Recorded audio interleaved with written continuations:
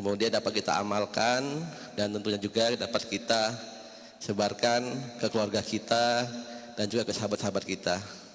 Untuk itu, mari kita bersama-sama mendengarkan ceramah tausiah yang akan beliau sampaikan. Demikian, terima kasih. Wassalamualaikum warahmatullahi wabarakatuh. Bapak Kiai, kami persilakan dengan hormat.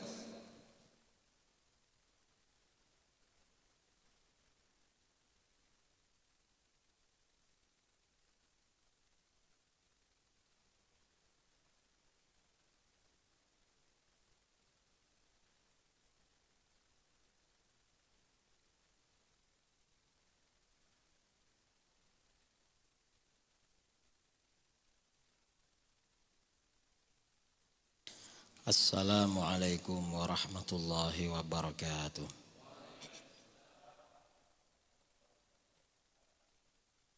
Bismillahirrahmanirrahim. Alhamdulillahi rabbil alamin. Lahul hamdu wa lahul fadlu wa lahul ni'mah wa lahul thana'ul hasan. Ashhadu an la ilaha illallah wahdahu la syarika lah. Wa ashhadu anna sayyidana Muhammadan abduhu wa rasuluh. Arsalahu Allah rahmatan lil alamin. Basyiran wa nadhira wa da'iyan ila Allah bi'idhnihi wa sirajan munira. Allahumma salli ala sayyidina Muhammadin tibbil qulubi wa dawaiha wa afiyatil abadani wa shifaiha wa nuril absari wa diyaiha wa qutil arwahi wa qidaiha wa ala alihi wa sahbihi wa barik wa sallim amma ba'du. Saudara-saudara, para alim, para asatidz, para tuan guru yang saya muliakan dan saya hormati, jajaran pengurus DKM Masjid Al-Munawwarah yang juga saya hormati, para jamaah kaum muslimin dan muslimat yang berbahagia, yang saya banggakan dan saya cintai. Alhamdulillah, pagi kali ini kita berkumpul di masjid ini yang pertama menunaikan ibadah sholat subuh berjamaah.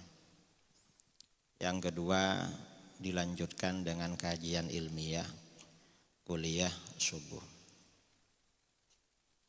Tema yang akan saya sampaikan pada kali ini adalah tentang tantangan umat Islam akhir-akhir ini. Umat Islam akhir-akhir ini banyak mendapatkan ujian yang datang bertubi-tubi. Ujian ini bukan persoalan politik, bukan persoalan ekonomi, tetapi persoalan apa? Persoalan akidah. Pada masa seperti sekarang ini, seorang muslim, umat Islam harus pandai membawa diri. Maksudnya pandai membawa diri, jangan mudah terpengaruh dengan faham-faham yang baru di luar Ahlus Sunnah wal Jamaah, terutama faham-faham yang keluar dari Islam. Ini tantangan baru. Apa itu? Kelompok-kelompok liberal. Liberal ini luar biasa kuat pada masa sekarang. Kalau dulu umat Islam Indonesia ini tantangannya Salafi Wahabi, kemudian Syiah, kemudian HTI, karena fahamnya, ajarannya di luar Ahlus Sunnah wal Jamaah. Ternyata ada yang lebih kuat dari itu. Apa? Yaitu liberalisme, pluralisme. Rasulullah SAW bersabda, "Badiru bil a'mali fitanan kaqita'il lailil muzlim." segeralah kalian melakukan amal-amal kebaikan. Jangan sampai kedahuluan fitnah-fitnah. Jangan sampai kalah cepat dengan fitnah-fitnah yang seperti potongan-potongan malam yang gelap.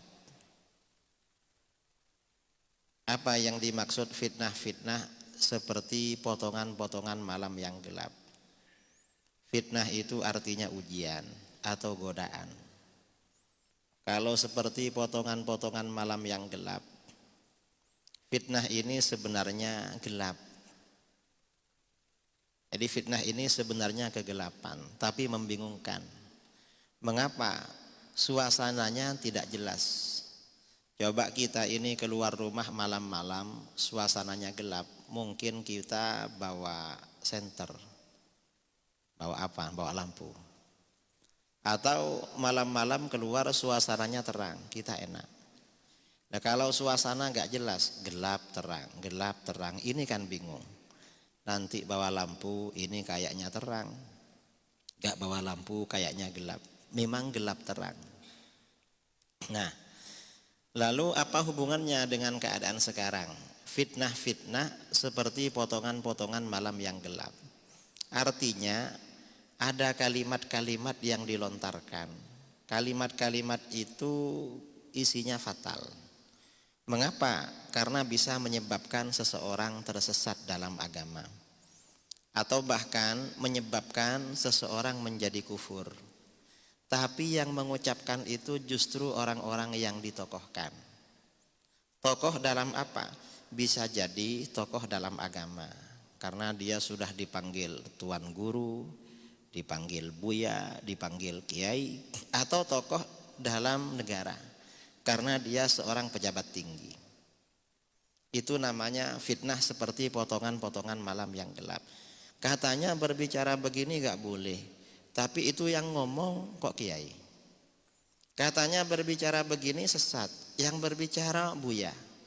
Katanya berbicara begini murtad, kufur, yang berbicara istrinya kiai atau buya. Ini namanya fitnah seperti potongan malam yang gelap. Artinya apa? Orang yang menjadi penggemar orang tersebut atau orang yang percaya akan larut dan terpengaruh, terjerumus dalam kekufuran. Na'udzubillah min dzalik. Nah, dalam hadis tadi disebutkan yumsir rajulu mu'minan wa yusbihu kafiran. Seseorang sore-sore masih beriman, besok paginya berubah menjadi kufur, menjadi orang kafir. Wa yusbihu mu'minan wa yumsi kafiran. Ada orang-orang yang pagi hari beriman, sorenya berubah menjadi kufur. Mengapa? Akibat dahsyatnya fitnah-fitnah itu. Nah, mengapa yang bersangkutan menyebarkan fitnah itu?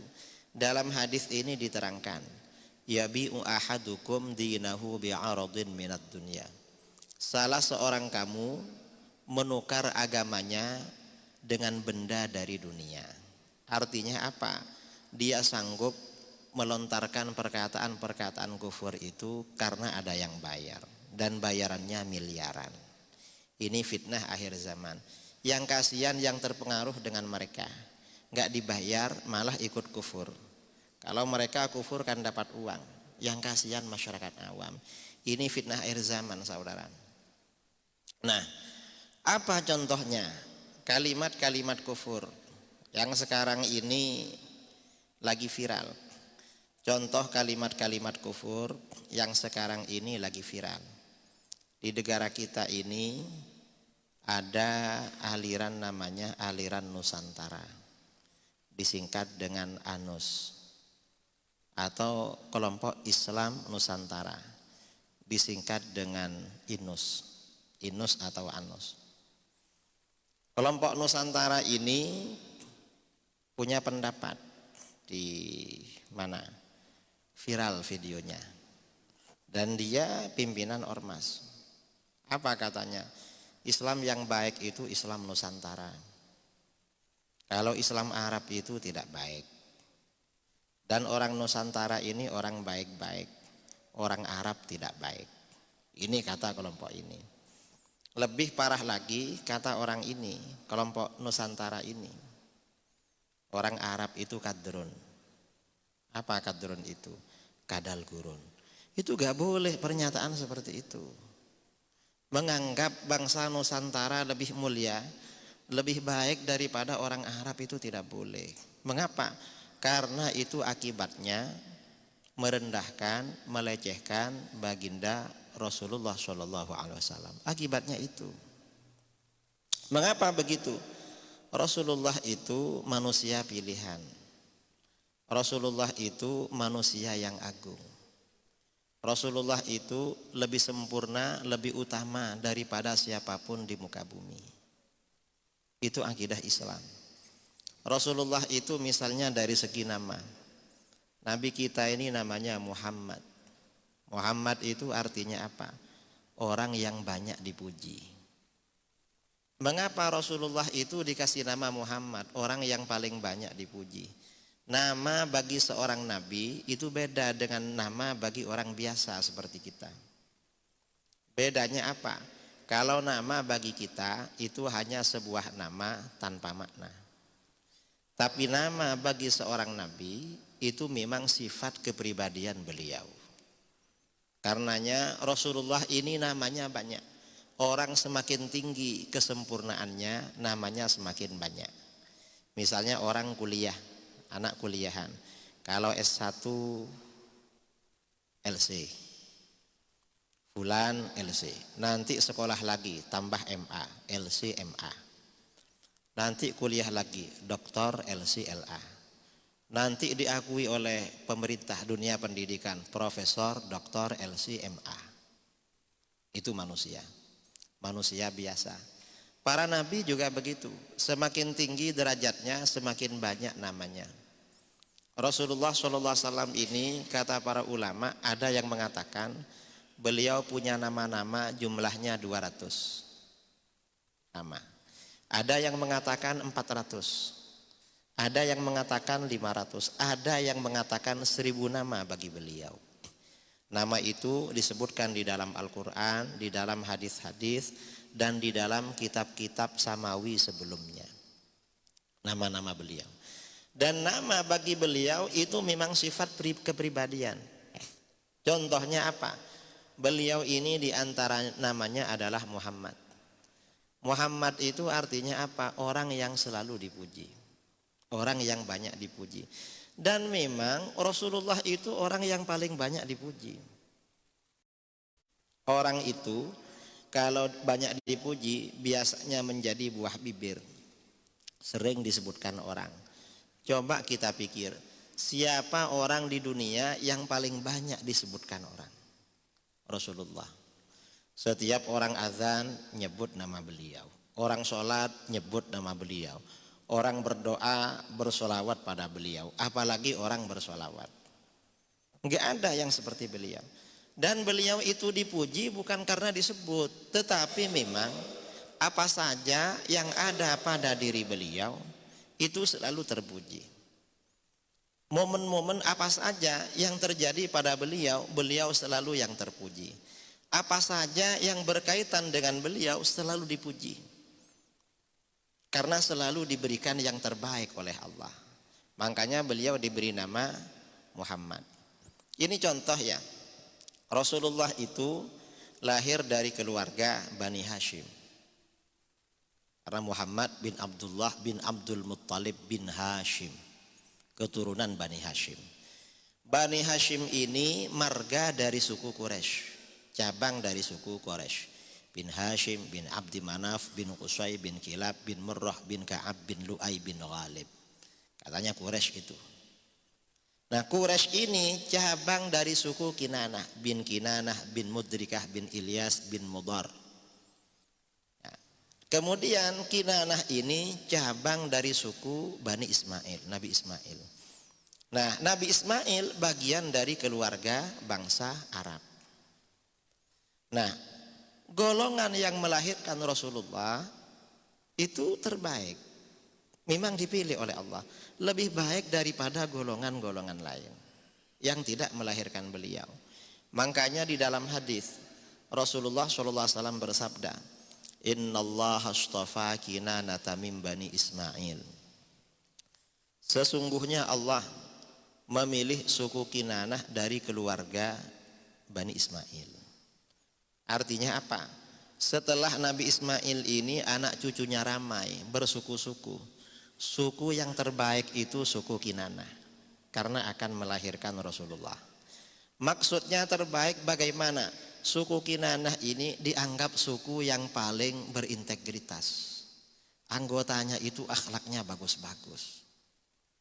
Orang-orangnya berwibawa. Ini suku Kinanah.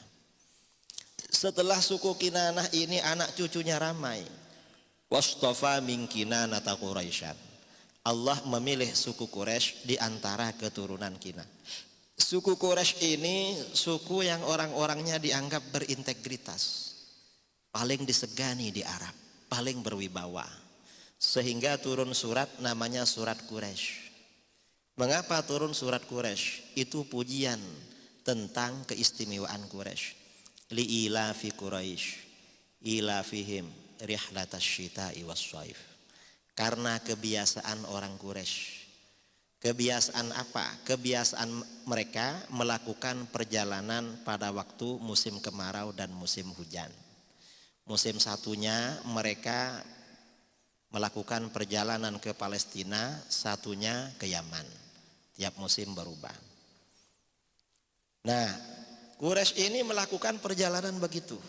Karena itu falya'budu rabb hadzal bait.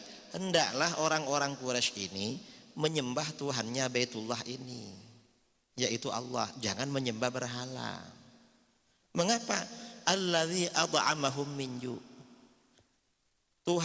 Tuhannya Baitullah, yaitu Allah, telah memberi makan mereka dari rasa lapar. Maksudnya apa?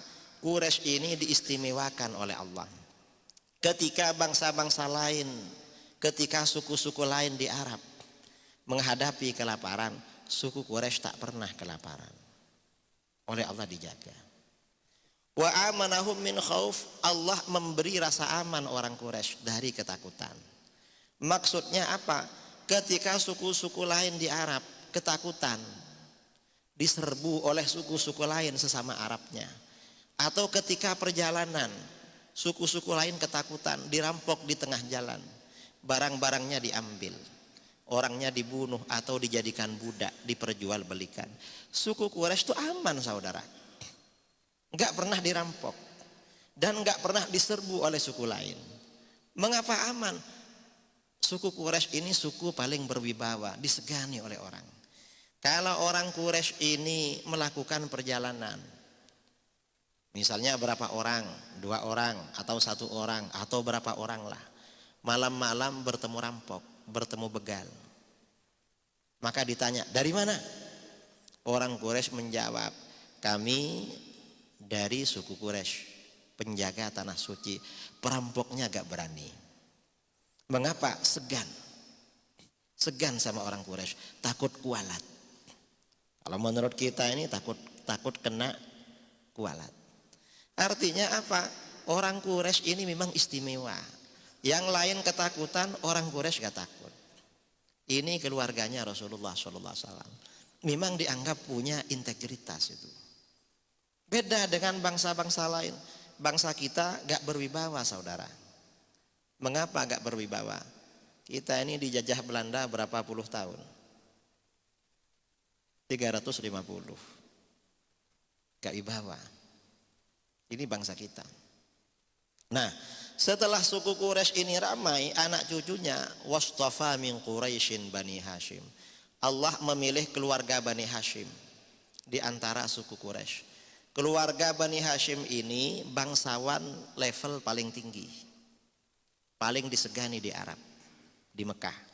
Karenanya ketika Raja Abraha datang ke kota Mekah, yang dijumpai itu kakeknya Rasulullah SAW, Abdul Muttalib bin Hashim. Mengapa Abdul Muttalib? Karena dia dianggap tokoh nomor 1. Itu Bani Hashim. Wastafani min Bani Hashim. Dan Allah memilih aku dari keluarga Bani Hashim. Bani Hashim ini pilihan, lalu Rasulullah dipilih lagi. Fa ana khiyarun min khiyar. Aku ini yang terpilih dari sekian banyak golongan terpilih. Aku adalah yang terbaik dari sekian banyak golongan terbaik. Artinya apa? Karena Rasulullah ini makhluk paling baik, maka golongan yang melahirkan beliau juga terbaik dibandingkan golongan-golongan yang lain. Karenanya bangsa Arab yang melahirkan Rasulullah itu lebih baik daripada bangsa lain. Karena pilihan memang. Itu bangsa Arab. Rasulullah itu ayahnya bernama Abdullah. Saudaranya ada 10. Abdullah ini dan saudara-saudaranya ganteng-ganteng. Paling ganteng di Mekah. Pokoknya kalau Abdullah dan saudaranya paling ganteng. Dan Abdullah ini paling ganteng, paling tampan dan paling pendiam. Karena Abdullah ini paling tampan, paling pendiam, Abdullah ini diam-diam disukai gadis-gadis kota Mekah. Sehingga ketika Abdullah ini menikah dengan Siti Aminah, diriwayatkan dalam kitab As-Sirah An-Nabawiyah karangan As-Sayyid Ahmad bin Zaini Dahlan, di Mekah itu heboh waktu pernikahan Abdullah. Mengapa heboh? Ada sekitar 30 gadis kota Mekah meninggal dunia pada hari itu. Mengapa? Karena patah hati. Ini waktu meninggalnya Abdullah. Mengapa? Perempuan itu kalau patah hati gak tahan, bisa mati loh. Paling enggak kadang-kadang sakit berhari-hari. Kadang-kadang walaupun enggak sakit langsung pendarahan, istihadah, haidnya agak selesai-selesai karena sakit hati. Paling enggak perempuan kalau kecewa itu mojok lalu menangis. Beda dengan laki-laki. Laki-laki ini kalau kecewa dibawa rokokan sembuh itu. Nanti rokokan sambil minum kopi, itu laki-laki. Nah, artinya apa? Golongan, keluarga, bangsa yang melahirkan Rasulullah SAW memang dipilih oleh Allah lebih baik daripada bangsa lain. Lebih baik memang daripada bangsa lain. Dari segi apa? Baik dari segi fisik maupun dari watak yang positif. Bagus Arab memang. Karenanya Rasulullah gak lahir di Nusantara, lahirnya di Arab, karena mereka golongan yang paling baik. Nah, ini orang liberal ini bilang orang Arab itu kadrun, kadal gurun. Gak boleh itu. Mengapa? Kadal itu gak pakai baju. Orang Arab sejak masa jahiliyah tuh pakai baju. Bajunya lengkap, pakai gamis, pakai jubah. Karenanya orang Arab pada masa jahiliyah kalau sombong itu bajunya menjuntai sampai di bawah mata kaki. Begitu Rasulullah SAW diutus, ditegur. Baju yang turun di bawah mata kaki karena sombong masuk neraka. Dulu. Karena sombongnya seperti itu. Nah, yang bajunya minim itu siapa saudara? Yang bajunya minim bangsa Nusantara. Tahu bajunya bangsa kita Nusantara dulu. Sekarang masih ada sisanya. Sekarang sudah hampir gak ada ya. Dulu kita masih kecil, orang-orang Dayak, orang-orang suku anak dalam, orang-orang Papua. Yang laki-laki yang ditutup itu bagian mana? Cuma aurat bagian depan yang ditutup. Pakai apa itu? Kayak selang, pakai koteka. Yang lainnya dibuka. Mengapa ditutup? Mungkin malu kalau kecil, takut ketahuan. Tahu apa? Yang perempuan yang ditutup cuma bawah pusar, pakai kain atau pakai apa turun ke bawah. Yang lainnya dibuka. Artinya apa? Bangsa kita ini pakaiannya memang minim. Kita berpakaian lengkap kayak gini karena ada Islam. Coba agak ada Islam ya mungkin santai aja gak pakai baju itu. Artinya apa? Bangsa Arab itu memang dipilih oleh Allah. Jadi bangsa yang melahirkan baginda Rasulullah. Ini kita perlu tahu. Karena tujuan orang-orang merendahkan bangsa Arab itu pada akhirnya agar kita membenci baginda Rasulullah SAW. Arahnya ke sana. Cuma mereka pelan-pelan itu. Hati-hati dengan itu. Karena skenarionya dari iblis. Bukan dari siapa. Ini contoh ya. Contoh. bahwa apa saja yang berkaitan dengan Rasulullah SAW selalu diberikan yang terbaik. Contoh lagi, Rasulullah ini agamanya agama Islam. Agama Islam ini enggak sama dengan agama-agama yang lain. Artinya sesama agama-agama yang lurus. Enggak samanya bagaimana? Islam ini agama sempurna. Makanya di dalam Al-Quran dikatakan al-yauma akmaltu lakum dinakum. Pada hari ini aku sempurnakan bagimu agamamu. Ini ada deklarasi, penegasan dari Allah kalau Islam sempurna. Dan sempurna ini tidak diberikan oleh Allah pada agama-agama sebelumnya. Hanya Islam yang sempurna.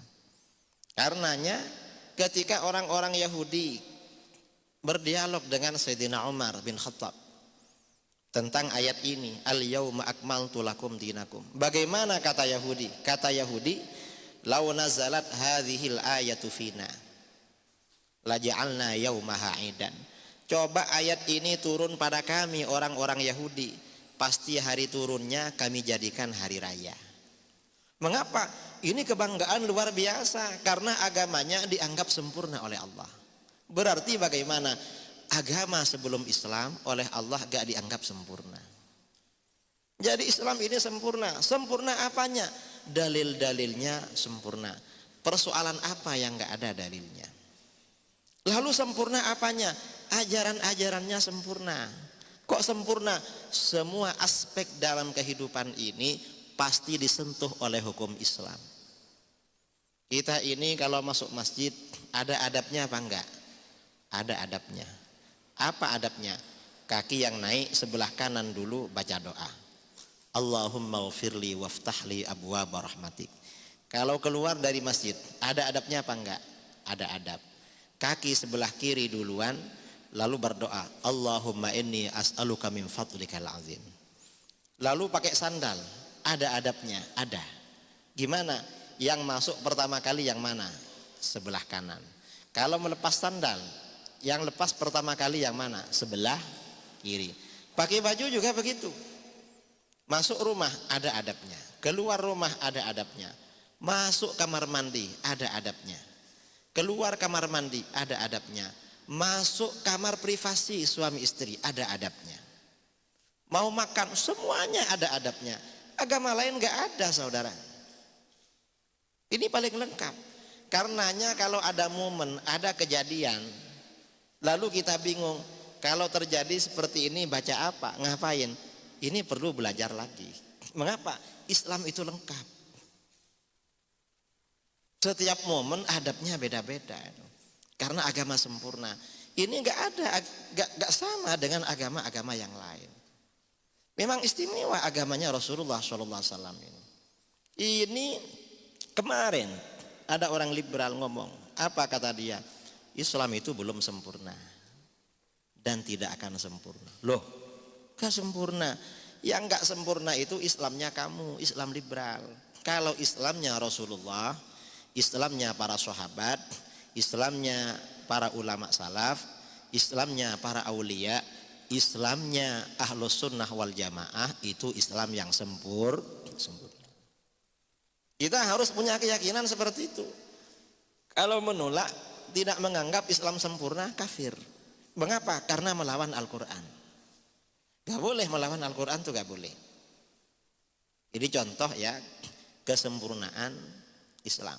Dan ini diakui hatta orang-orang di luar Islam. Saya lupa namanya. Ada tokoh Kristen dari barat. Kemudian kawannya mau masuk Islam. Apa kata dia? Kata kawannya ini, kamu kalau masuk Islam ya harus sungguhan. Kenapa? Islam itu peraturan semua. Apa saja dalam aspek kehidupan ada aturannya. Gak sama dengan yang lain. Dulu di Amerika Serikat pada waktu Presiden Nixon, ya, Presiden Nixon ini mau ceramah tentang Islam. Dia panggil profesor, saya lupa namanya, profesor penasehatnya. Prof, tolong pelajari tentang Islam. Buatkan konsep, saya mau ceramah tentang Islam. Karena dia ini penasehat presiden, Ya mungkin kalau di Indonesia Mensesnek biasanya, Menteri Sekretaris Kabinet, tukang konsep ceramahnya presiden, atau One Team Press, Dewan Pertimbangan. Akhirnya profesor ini selama berhari-hari mempelajari Islam. Setelah dapat beberapa minggu, konsepnya dibuat, jumpa dengan presiden. Apa kata dia? Pak Presiden, terima kasih katanya. Kenapa saya sekarang sudah masuk Islam? Gara-gara mau membuat konsep ceramahnya Presiden Amerika tentang Islam. Masuk Islam dia. Mengapa masuk Islam? Islam ini ajarannya dahsyat, ajarannya mukjizat, ajarannya sempurna. Lama-lama ada profesor Yahudi konsultasi sama dia. Mengapa konsultasi? Karena mau meneliti tentang hukum-hukum warisan dalam undang-undang Amerika. Ditemui profesor ini. Prof, saya konsultasi minta saran. Apa? Saya akan meneliti hukum-hukum warisan dalam undang-undang Amerika. Dia tanya, berapa jilid undang-undang warisan di Amerika? Ada 7 jilid katanya. Kata profesor Yahudi itu, ingin saya teliti. Kalau kamu saya kasih konsep yang lebih ringkas. Apa Prof? Sebenarnya rumusan warisan itu gak sampai berjilid-jilid. Berapa? Gak sampai 1 halaman. Di mana itu? Lalu profesor ini menyerahkan ayat-ayat tentang warisan di surah An-Nisa. Gak sampai 1 halaman. Ini rumusan warisannya. Coba kamu pelajari, kamu teliti. Ini kayaknya lebih bermanfaat. Akhirnya apa? Profesor Yahudi ini selama beberapa minggu gak keluar rumah. Gak kemana-mana. Meneliti tentang ayat-ayat warisan. Akhirnya bagaimana? Setelah dapat beberapa minggu, menjumpai dosennya, profesornya. Apa kata dia? Prof, ini rumusan warisan ini gak mungkin dari manusia. Mengapa? Gak sampai 1 lembar tapi semuanya kena. Siapa yang ahli waris, siapa yang bukan. Terus ini pasti dari Allah. Terus bagaimana? Saya masuk Islam Prof. Gara-gara meneliti tentang ayat-ayat warisan. Artinya apa? Islam itu sempurna saudara.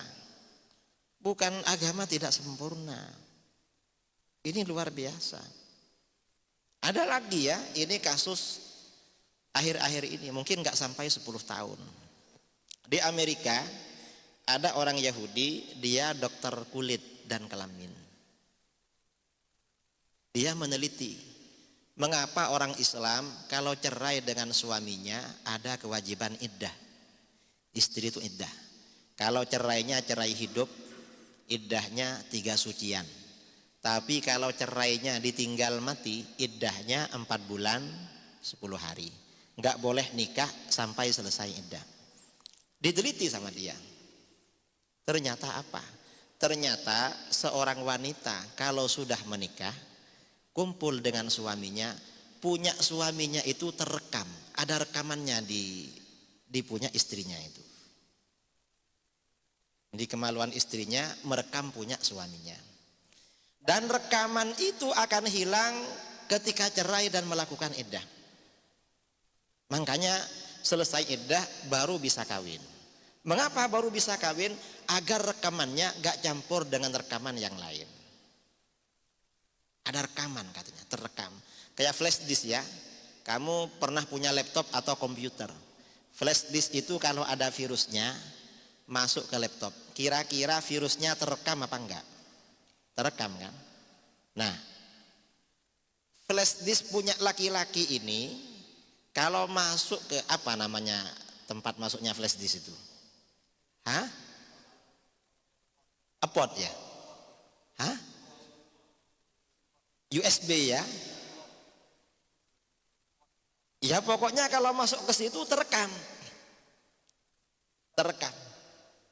Dan itu hilang kalau iddah. Mengapa orang perempuan kalau ditinggal mati iddahnya lebih lama? Orang ditinggal mati itu hatinya sedih. Karenanya mau menghilangkan bekas itu lama. Karenanya iddahnya 4 bulan 10 hari. Lama-lama profesor ini, dokter ini membandingkan wanita muslimah dengan orang-orang di luar Islam. Ternyata bagaimana? Wanita muslimah itu rata-rata wanita suci. Mengapa? Yang terekam pada milik dia cuma satu, punya suaminya, orang Islam. Kalau orang di luar Islam, orang Yahudi, orang Kristen, yang terekam itu banyak saudara, walaupun punya suami. Ada yang merekam 3, merekam 4, merekam 5. Mungkin banyak pelanggannya. Lama-lama dokter ini meneliti punya istrinya. Karena istrinya ini kelihatannya setia. Gak ada selingkuh, gak ada main dengan orang. Setelah diteliti saudara, ternyata yang direkam ada 5. Kata dia, ini yang 4 punya siapa ini? Kok ada flash disk 4, ada flash disk asing masuk di sini.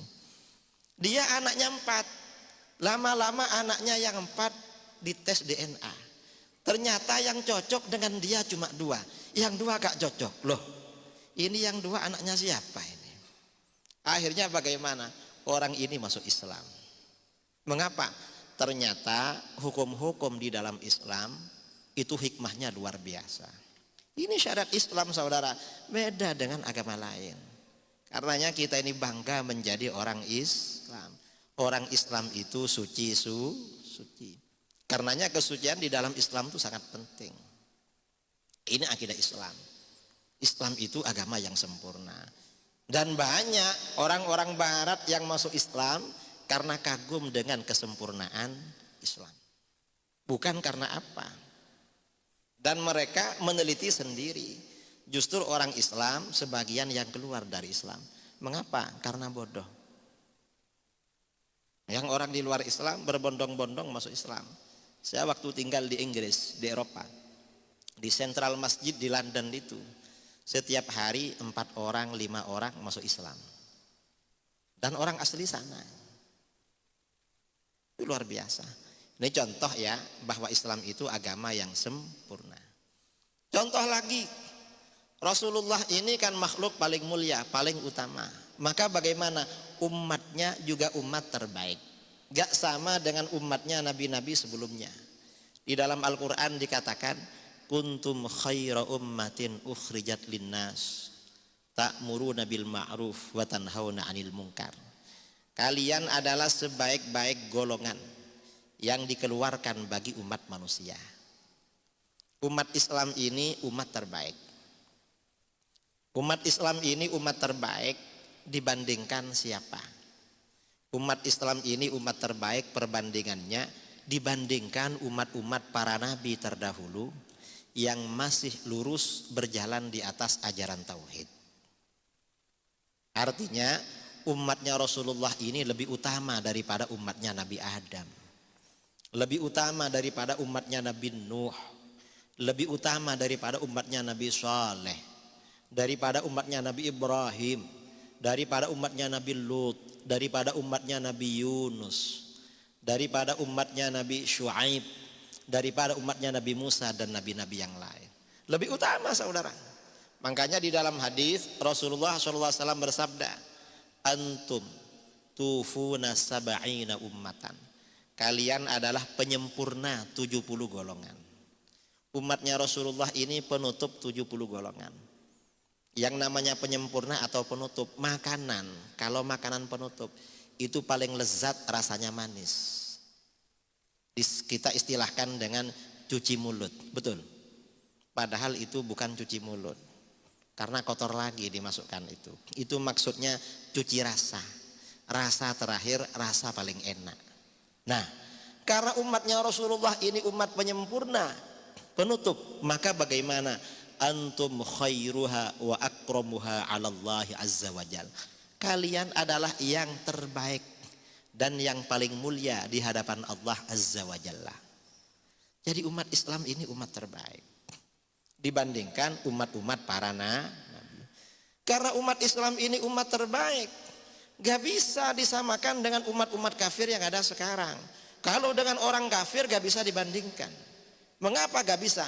Karena menurut akidah kita di dalam Al-Quran, orang kafir itu levelnya, derajatnya di bawah hewan, di bawah binatang. Ulaika kal an'am balhum adal. Orang kafir itu seperti hewan-hewan, bahkan lebih sesat daripada binatang. Itu Al-Quran. Ini penting karena sekarang ini orang-orang Nusantara, orang-orang liberal ngomong. Apa kata dia? Semua agama sama. Semuanya masuk surga. Gak sama. Kita ini harus punya keyakinan yang masuk surga itu orang Islam. Sedangkan orang kafir pasti masuk neraka. Masuk neraka. Orang liberal ini karena menganggap semua sama, maka orang liberal mengatakan orang-orang di luar Islam bukan kafir, tapi apa? Non muslim katanya. Loh, gak bisa. Siapapun yang ada di luar Islam itu berarti termasuk orang kafir. Orang Yahudi kafir. Orang Kristen kafir. Kristen ada dua ya, Katolik kafir semua itu. Orang Hindu kafir. Orang Buddha kafir. Orang Konghucu kafir. Apalagi orang Majusi kafir. Apalagi orang ateis kafir. Orang musyrik kafir. Siapa lagi? Orang talang mamak ya, yang nggak punya agama. Bukan cuma akidah Ahlus Sunnah, hatta di luar Ahlus Sunnah seperti itu memang akidahnya. Kafir itu di bawah level. Kita ini hati-hati saudara dengan ini fitnah-fitnah akhir zaman ini. Mengapa fitnah akhir zaman ini membawa orang menjadi kafir? Na'udzubillah min dzalik. Karenanya hati-hati. Dan ini kafir ini biasanya ya gajinya tinggi. Ada orang perempuan, istrinya kiai. 3 tahun lalu ngomong, apa kata dia? Jilbab tak wajib. Dapat 5 hari putrinya menjadi komisaris Garuda. Ingat. Ya kalau gak ingat gak usah lah. Kemudian ada satpam.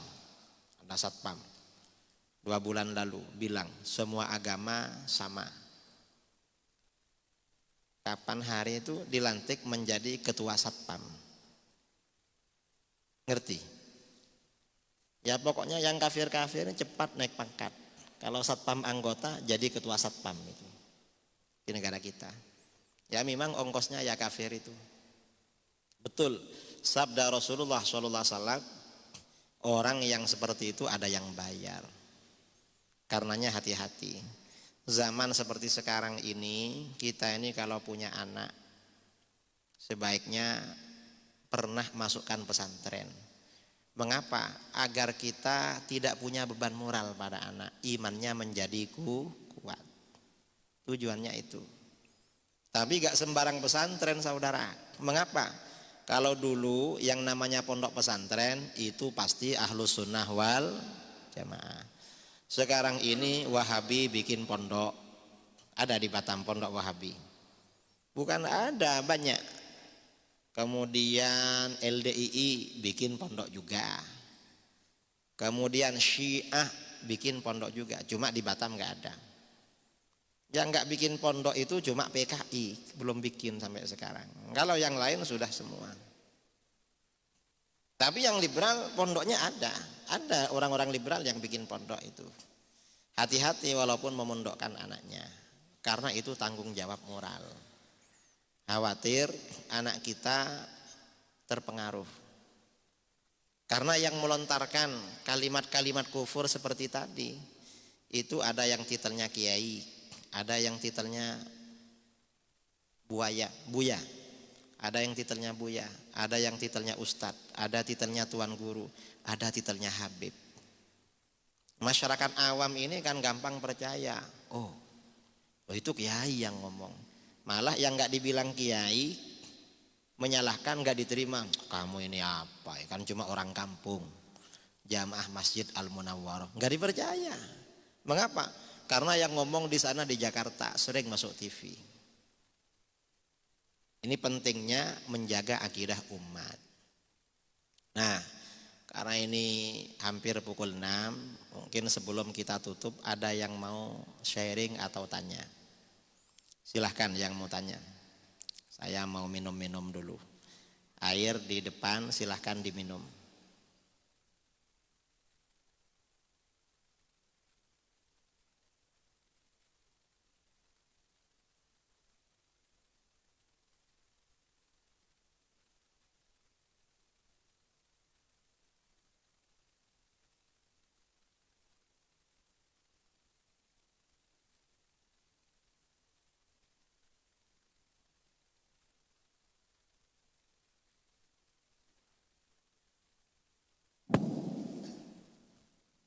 Assalamualaikum warahmatullahi wabarakatuh. Pak Kiai, saya bertanya Pak Kiai. Mana orangnya ini? Ayo Kiai. Oh, Ampun Pak Kiai. Jadi begini Pak Kiai, pertanyaannya terkait dengan apa yang disampaikan Pak Kiai tadi. Saya punya teman teman dekat saya. Dia itu sebelumnya itu memang pecinta Buya yang lagi viral itu. Sebelumnya. Saya pun jadi kadang-kadang ikut-ikutan juga dengar karena ngomongnya itu bagus ya. Membangun narasinya bagus. Tapi akhir-akhir ini setelah kita tahu bahwa dia terpleset, jadi saya nggak mau lagi. Nah, pertanyaannya adalah saya sebagai sahabat teman saya itu harus ngapain Pak Kiai? Saya ingetin bener-bener biar dia stop, jangan denger itu lagi, atau seperti apa? Sebagai sahabat, terima kasih. Assalamualaikum warahmatullahi wabarakatuh. Assalamualaikum. Kalau kita ini sudah tahu orang tersebut terpeleset, maka teman-teman kita yang terlanjur kagum sama dia atau ngefans sama dia diingatkan gak boleh lagi. Mengapa? Dia ini bukan cuma terpeleset tapi terpelanting. Kata Sayyidina Umar bin Khattab ya, Sayyidina Umar bin Khattab diriwayatkan oleh Imam Ad-Darimi dalam As-Sunan. Yahdimul Islam thalathun. Islam itu akan dirobohkan oleh 3 orang. Siapa? Yang pertama zallatul alim, terpelesetnya orang alim. Orangnya alim, sudah kiai, sudah buya, tuan guru, ustad. Tapi terpeleset, jangan diikuti kalau terpeleset. Nanti kita malah terpelanting. Gak boleh. Karena ketika orang alim ini terpeleset, kata ulama salaf, zallatul alim, zallatul alam. Terpelesetnya orang alim berarti terpelesetnya orang di dunia. Mengapa? Para penggemarnya, orang-orang yang ngefans sama dia terpeleset juga. Karenanya sabda Rasulullah SAW, ittaqu zallatal alim. Takutlah kalian, jaga diri kalian dari terpelesetnya orang alim. Kalau ada orang alim terpeleset, kita gak boleh ikut, tapi diperintahkan jaga diri. Bahaya. Kalau orang alim terpeleset, banyak yang ikut itu. Berarti ngerti ya siapa yang saya bicarakan dari tadi. Itu perlu dibicarakan ya, khawatir ada orang-orang yang terpengaruh. Yang kedua yang juga merobohkan Islam, wajidalul munafiki bil Quran. Ada orang munafik bersilat lidah pakai Al-Quran. Akhirnya bagaimana? Orang yang gak ngerti Al-Quran terpengaruh dengan dia. Hatta aliran-aliran menyimpang yang gak mau sholat itu dalilnya Al-Quran. Itu namanya orang munafik bersilat lidah pakai Al-Quran. Di negara kita ini banyak kelompok-kelompok yang disebut dengan Islam kebatinan. Kelompok ini mengajarkan sholat itu tidak wajib. Yang penting kalau masuk waktu sholat ingat pada Allah. Sholatnya gak wajib. Misalnya azan, Allah, sholat dah. Gitu tuh sholat. Dasarnya apa? Kata orang ini ada di dalam Al-Quran. Apa? Aqimis sholata li dzikri. Dirikan sholat untuk mengingat aku. Berarti kalau sudah ingat pada Allah gak perlu sholat katanya. Nah itu kan dipahami sendiri kan. Wong Allah gak bilang begitu. Dirikanlah sholat untuk mengingat aku. Kalau sudah ingat, sholat apa enggak? Mungkin sholat, mungkin tidak sholat. Ternyata Rasulullah SAW, para sahabat, ulama salaf, orang-orang soleh, walaupun ingat terus kepada Allah, rajin sholat. Berarti tetap sholat walaupun ingat. Berarti ini perintah khusyuk di dalam sholat. Jangan diputar balik. Jadi pakai Al-Quran. Loh, kalau orang yang awam nggak ngerti, kan langsung diterima akal kan? Loh, iya ya, kan sudah ingat, kan sholat untuk ingat, akhirnya nggak sholat. Wahabi ini mengkafirkan orang, mengajak orang mengkafirkan sesama Muslim. Itu silat lidah pakai Al-Quran. Apa kata dia? Orang yang bertawassul, bertabarruk, beristighatsah itu kafir. Dalilnya mana? Dalam Al-Quran, waqalu ma na'buduhum illa liyuqarribuna ilallahi zulfa. Orang-orang musyrik ketika dicela, kamu ngapain nyembah batu? Berhala itu batu, kok disembah? Nyembah Allah lah. Apa kata orang musyrik? Kami ini tidak menyembah berhala-berhala itu kecuali agar berhala-berhala itu mendekat kami kepada Allah dengan sedekat-dekatnya. Padahal yang disembah batu, berhala. Lalu dibilang orang yang ziarah kubur, bertawassul, bertabarruk, beristighatsah musyrik. Mengapa? Karena menjadikan para sesembahan itu sebagai perantara. Nah, itu salah hujahnya orang Wahabi. Mengapa? Orang yang bertawassul dengan para nabi, dengan para wali, tidak menyembah para nabi. Ibadahnya tetap kepada Allah. Hanya para nabi dan orang soleh itu dijadikan wasilah. Menjadikan mereka sebagai wasilah itu ada dasarnya di dalam Al-Quran. Ya ayyuhalladzina amanuttaqullah wabtaghu ilaihil wasilah. Carilah wasilah menuju Allah. Ini Al-Quran. Nah, orang-orang munafik dari kalangan Wahabi mensyirikkan orang bersilat lidah pakai Al-Quran. Jangan dikira gak pakai Al-Quran. Hatta Buya yang bersangkutan, siapa itu namanya? Itu bisa pakai Al-Quran itu, merusak ajaran Islam. Dan sudah sering terjadi seperti itu. Ini yang kedua, karenanya perlu hati-hati. Yang ketiga, yang merusak Islam, yang merobohkan Islam yang ketiga, wa hukmul a'immatil mudillin. Produk hukum para pemimpin yang menyesatkan. Produk hukumnya keluar dari Islam. Akhirnya bagaimana? Bawahannya, anak buahnya, anggotanya, rakyatnya taat pada hukum itu. Kalau enggak berani. Bahaya, itu juga merobohkan Islam, saudara. Kita ini enggak tahu ya. Larangan sholat Jumat, larangan berjamaah, kira-kira masuk itu apa enggak kira-kira? Saya enggak tahu lah. Yang jelas lama orang-orang di sini sholat berjamaah terus berjalan, enggak pernah libur. Hah? Kok enggak ada karpetnya? Kenapa? Hah? Oh, karpetnya rusak ya? Khawatir itu termasuk ini apa, liberal-liberal itu. Ada lagi?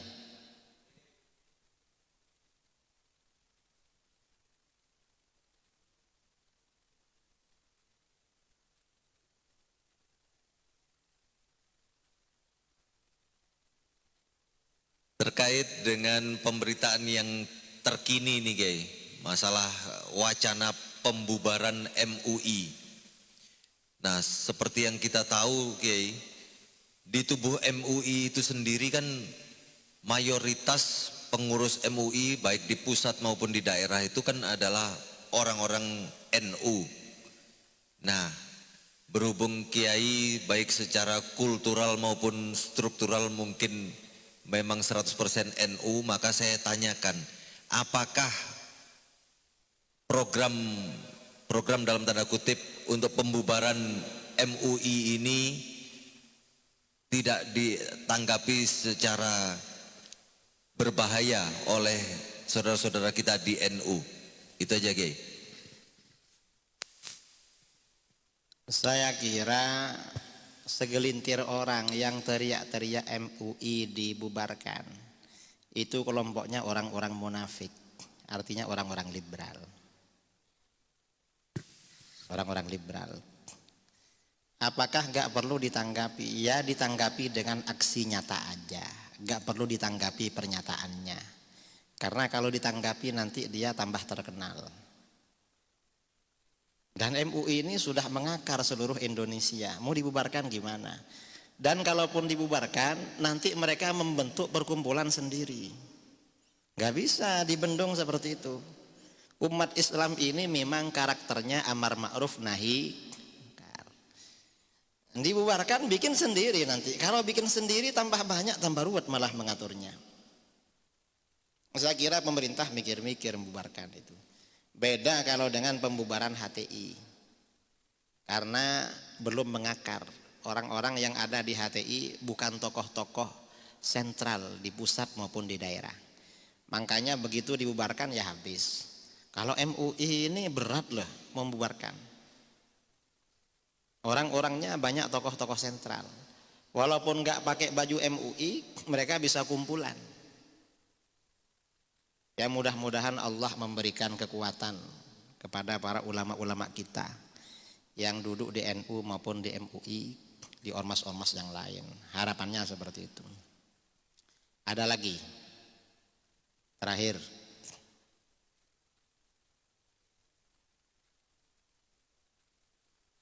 Kalau gak ada, mari baca sholawat badar. Salatullah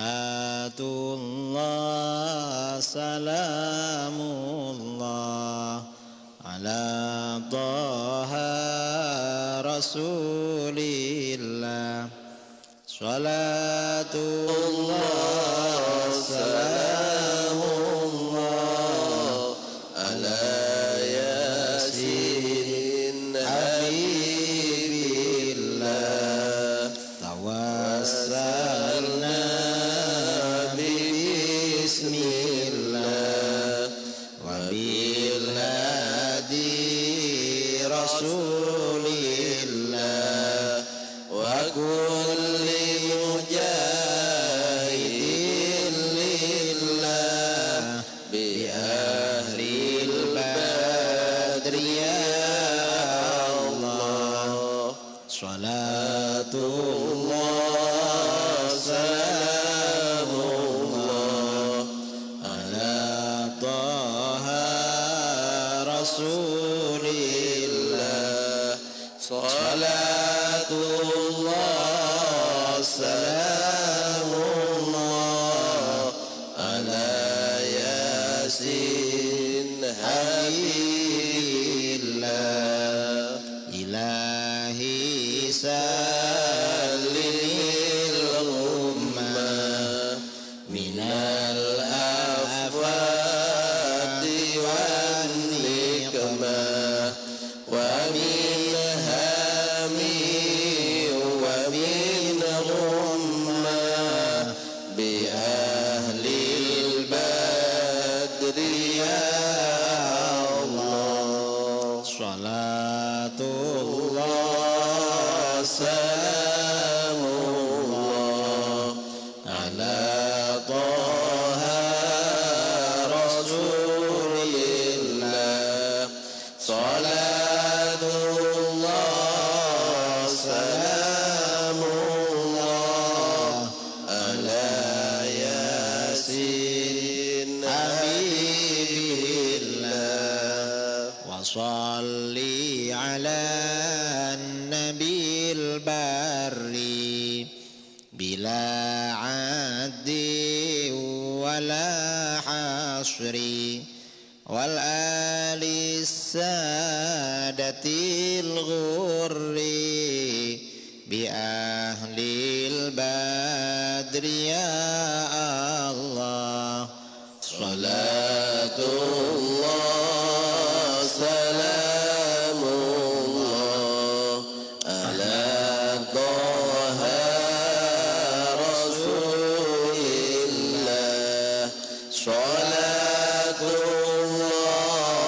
salamullah ala yasin